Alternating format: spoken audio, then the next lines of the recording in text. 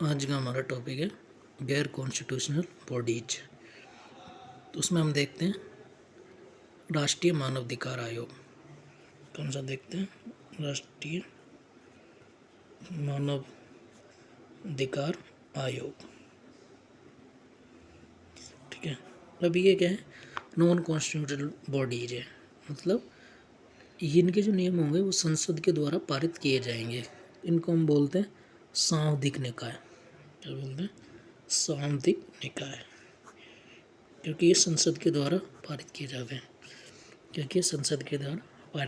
हैं। ठीक है। अब क्यों हम मतलब राष्ट्रीय मानवाधिकार की मांग करते हैं? तो उसके लिए है कि भाई कि जैसे जम्मू कश्मीर और पूर्वोत्तर राज्य में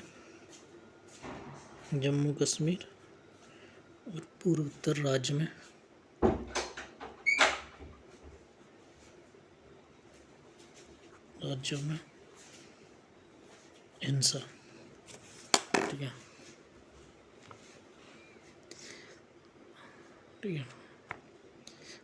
ये हिंसा के लिए अब इनका उद्देश्य क्या है इसका लागू करने का? तो इसका उद्देश्य है मानवाधिकार जुड़े मुद्दे का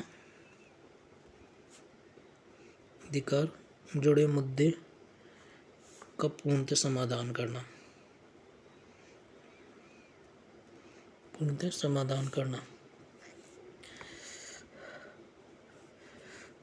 और कोई भी अधिकार है उस पर अगर अतिक्रमण होता है, अधिकारों पर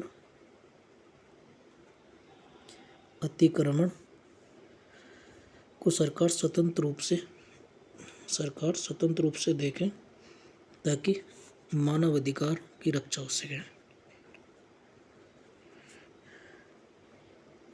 सके। ठीक है। अब ऐसे तो हम भूल सकते हैं कि भाई सर्वोच्च न्यायालय क्या करता है। तो सर्वोच्च न्यायालय और राष्ट्रीय मानवाधिकार दोनों मानवीय अधिकारों की रक्षा करते हैं न्यायालय। लेकिन सर्वोच्च न्यायालय अब मूल अधिकारों के संरक्षक माने जाते हैं सर्वोच्च न्यायालय, परंतु उच्च न्यायालयों में अधिकारों की जो प्रक्रिया है वो लंबी भी है और जटिल भी है। दूसरी चीज़ है कि पैसे की भी ज़्यादा खर्ची होती है, खर्च ज़्यादा और समय लागत भी ज़्यादा है। ठीक है। दूसरा, सर्वोच्च न्यायालयों पे पहले से ही बहुत ज़्यादा बोझ होता है, और दूसरा है कि मानव अधिकार रक्षा के लिए भी काम करें तो ज़्यादा मुश्किल हो जाता है। ठीक है। ऐसा नहीं है कि मानव अधिकारों की रक्षा सर्वोच्च न्यायालय नहीं करता है, ज़्यादा पीड़ित व्यक्तियों की करता है, पर पीड़ित व्यक्तियों के लिए सर्वोच्च न्यायालय ही उनकी सुनता है। अब आयोग की संरचना, तो इस आयोग की संरचना कैसी होती है? आयोग है तो बहुउद्देशीय संरचना। ठीक है। एक अध्यक्ष होगा जो उच्च न्यायालय से अवकाश प्राप्त होगा या उच्च न्यायालय का मुख्य न्यायाधीश होगा।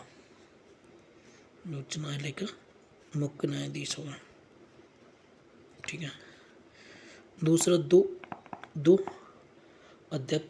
सदस्य और होते हैं। ठीक है। 2 सदस्य और होते हैं जो मानव अधिकार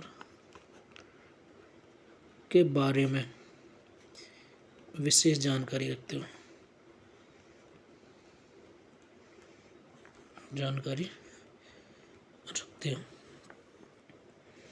ठीक है। अब इस आयोग के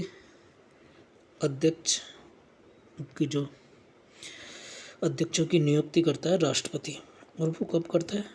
राष्ट्रपति प्रधानमंत्री सहित प्रधानमंत्री सहित 6 सदस्य समिति के द्वारा, इसमें कौन कौन होते हैं समिति में? तो समिति में होते हैं राष्ट्रपति होता है,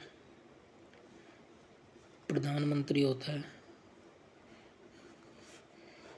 लोकसभा अध्यक्ष होता है, राज्यसभा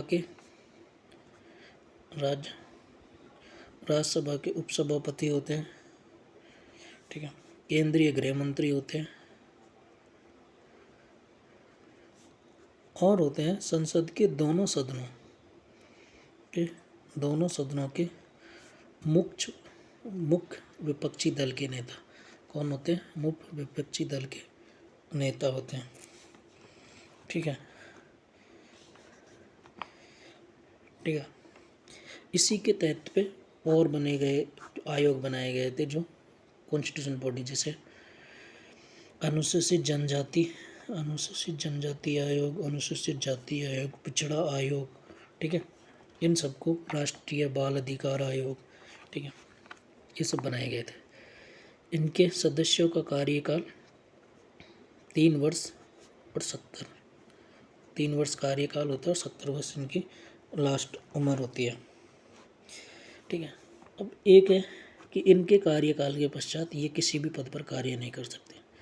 कार्यकाल के पश्चात कोई भी सदस्य केंद्र व राज्य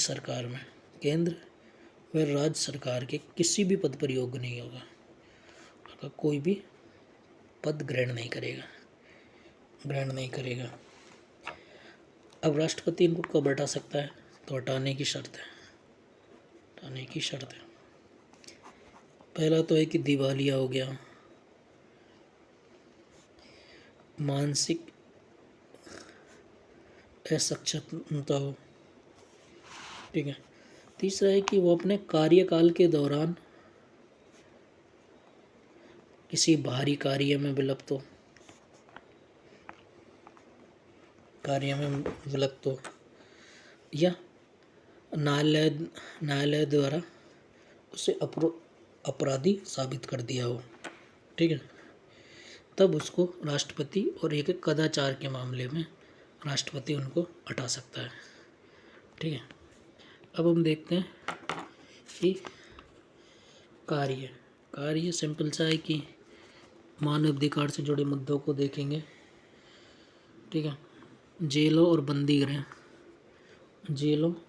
गृहों में जाकर वहाँ की स्थिति का अध्ययन करेंगे। मानव अधिकार रक्षा के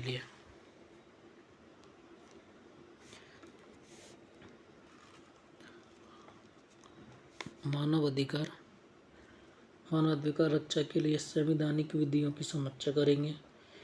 आतंकवाद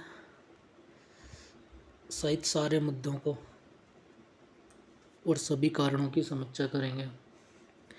मानव अधिकार के लिए राष्ट्रीय और अंतर्राष्ट्रीय संधियों का अध्ययन करेंगे।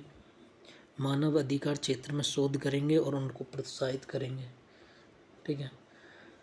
लोगों के बीच मानव अधिकार के बारे में जागरूकता फैलाएंगे ताकि वो प्रभावशाली तरीके से लागू हो सके, ठीक है।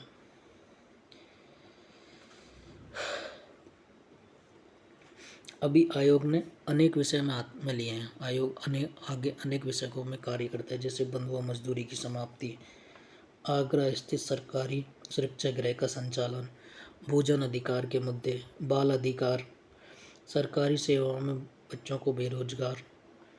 बच्चों से रोजगार करवाने से रोकना, बाल श्रम की समाप्ति, बच्चों के खिलाफ यौन हिंसा को रोकना, यौन पर्यटन और अवैध रोक पर संवेदीकरण करना, मातृत्व, रक्तअल्पता तथा मानव अधिकार, रेलगाड़ियों में महिलाओं को उत्पीड़न से रोकना, ठीक है, दलितों के संबंधित किए जाने वाले अत्याचारों के मामले, ये सब अभी कौन देखता है? ऐसे बहुत सारे कार्य हैं जिनको आयोग देखता है। आयोग की कार्य प्रणाली, ये जो आयोग है उसका केंद्र कहाँ पे है? तो दिल्ली में है, ठीक है,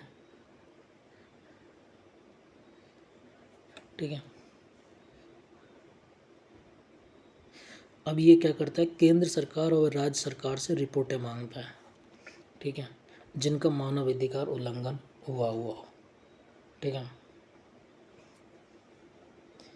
ठीक है। ये पीड़ित को सहायता भी देते हैं और पीड़ित की आवश्यकता के अनुसार सुप्रीम कोर्ट और हाई कोर्ट में रिट पिटीशन भी फाइल करते हैं और उसको क्षतिपूर्ति नुकसान की भी सहायता करते हैं, ठीक है। ये है राष्ट्रीय मानवाधिकार आयोग के बारे में। अगर वीडियो अच्छी हो तो दोस्तों को शेयर करना। थैंक्स।